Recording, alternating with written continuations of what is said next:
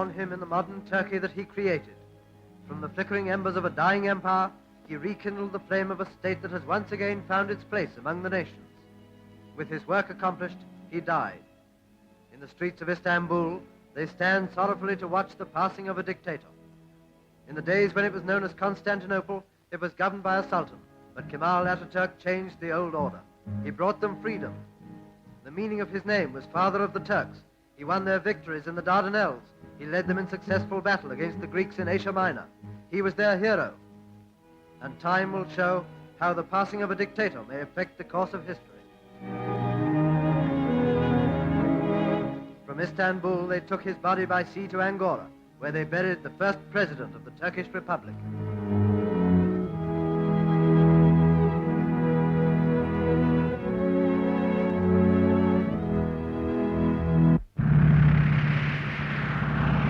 Athens, the Greek capital, has opened an exhibition of hygiene.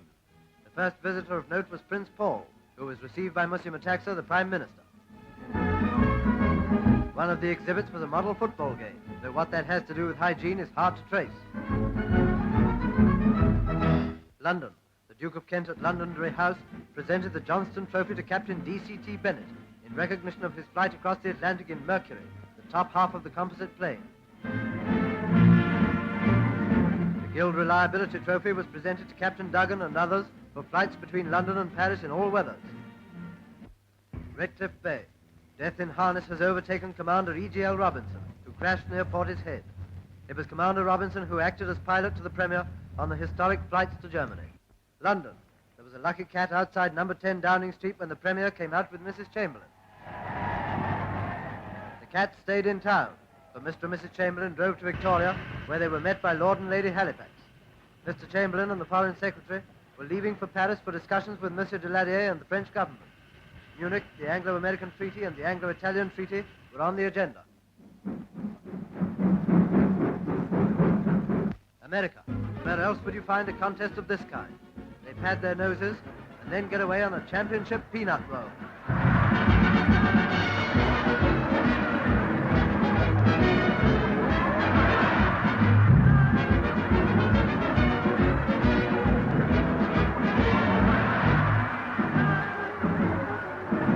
The winner gets a prize of $5 and a permanent sniff.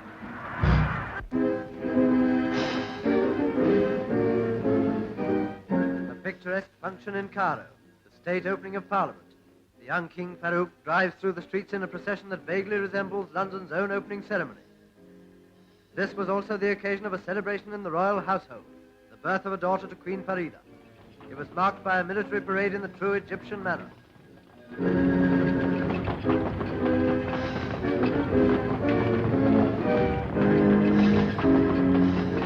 A procession in Poland, too, a military parade to mark the national holiday. Marshal Rid Smigley took the salute in Warsaw when infantry and other troops passed in review.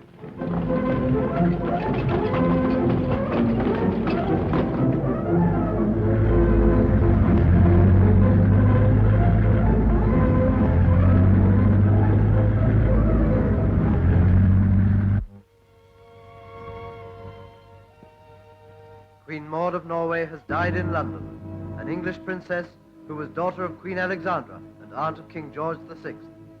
She was married to Prince Christian in 1896. He became King Haakon in 1905. In the later years of her life, Queen Maud suffered ill health, but she never failed to keep her public engagements. She stood beside Queen Mary at the coronation. From the chapel at Marlborough House, the body of Queen Maud was borne on a gun carriage through Marlborough Gate, past Buckingham Palace to Victoria Station. The bearer party of Grenadier Guardsmen marched beside her. King Haakon of Norway, King George VI, and King George of Greece followed in a simple funeral procession.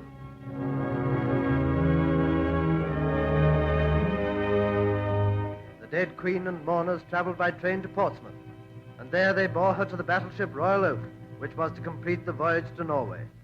In the wintry sunlight, with the wind lashing the sea to the fury of a tempest, a daughter of England sailed from England for the last time.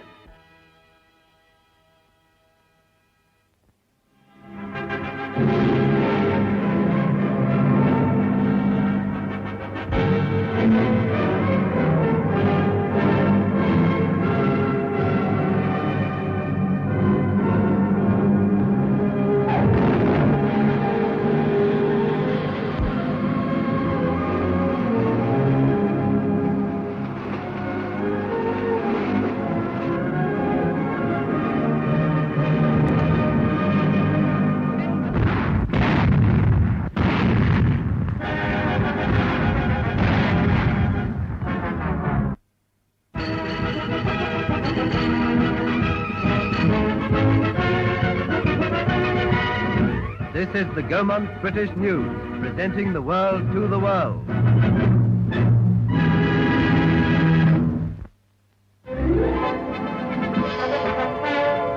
There has been a sequel to the Gaumont British News issue which drew attention to the appalling shortage of iron lungs in this country. We pointed out that the hospitals of Britain had fewer than 30 iron lungs, the means of saving life in a case of infantile paralysis.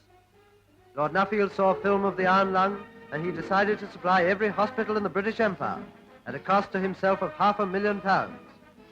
Lord Nuffield will manufacture them at his own works, and this brings the charitable gifts of the great philanthropist up to a total of £12 million. Despite his channel crossing in a gale, Mr. Chamberlain was looking happy and unruffled when he arrived in Paris for conversations with the French government under Monsieur de Laddier. With Lord Halifax, the Foreign Secretary, they drove to the Élysée Palace. In the meanwhile, Mrs. Chamberlain made a tour of the city, one of her visits being to a children's nursing home. This visit to Paris must surely be one more step in bringing Britain and France to closer understanding.